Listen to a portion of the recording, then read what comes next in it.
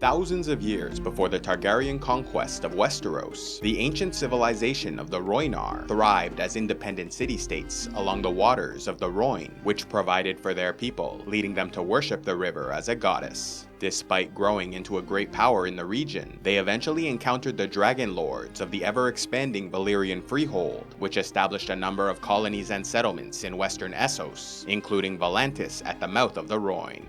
Although they initially lived in peace with their Rhoynish neighbors and established trade, conflict inevitably erupted, resulting in the Rhoynish Wars of 950 to 700 BC. Though the city-states were governed independently, by the end of the fighting, the Rhoynar united their forces to raise 250,000 warriors under Prince Garren the Great. But even this was not enough, and soon they faced their final defeat against an army of over 300 dragons during the Second Spice War.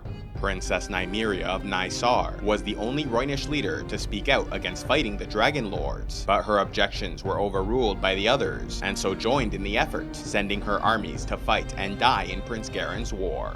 After their defeat, Nymeria was left to lead the retreat of their people, or else face slaughter and enslavement at the hands of the approaching Valyrians. In order to escape, legends claim the Rhoynar boarded 10,000 ships and sailed into the Summer Sea in search of a new homeland. And while this number was likely an exaggeration, hundreds if not thousands of ships were gathered, including many that were not designed for long sea voyages and would not survive the journey. In addition, because most of the men died in the fighting, the vast majority of those on board were women, children, and the elderly.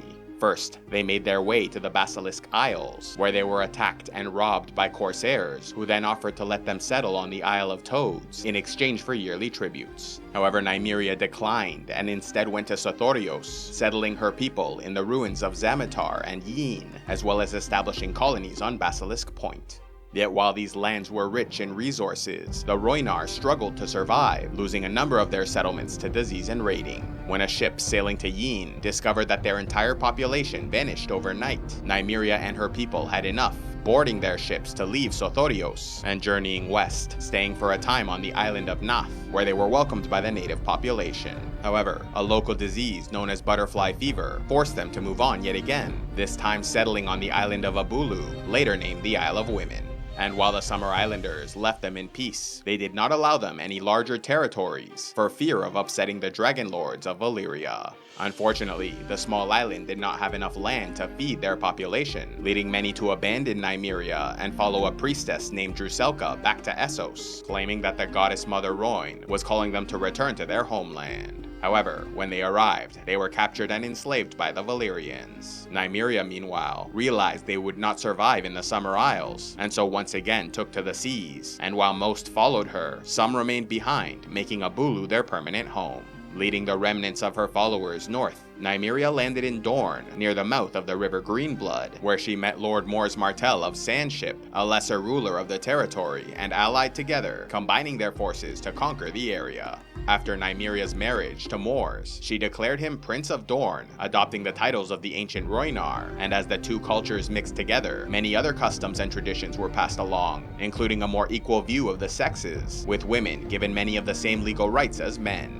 Nymeria then burned the ships that carried them to these shores, declaring they would not be returning to Essos. For 9 years, the now powerful House Martell battled for control of Dorne, supported by the houses Fowler, Toland, Dane, and Uller, while being opposed by King Yorick V Ironwood and his allies in House Jourdain, Will, Blackmont, and Corgyle.